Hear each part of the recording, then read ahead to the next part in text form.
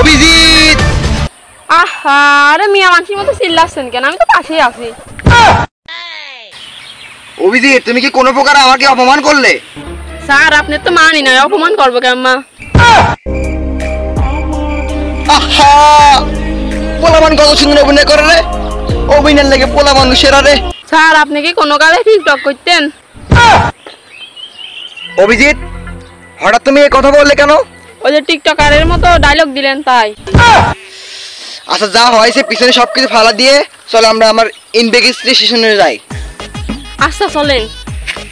এক minute wait. দয়া কোথায়? স্যার, দয়ার বউ তো দয়ার আসতে দি নাই। মানুষ কিসের জন্য যে বিয়ে করে, বিয়ে করলে একটা ঝামেলা।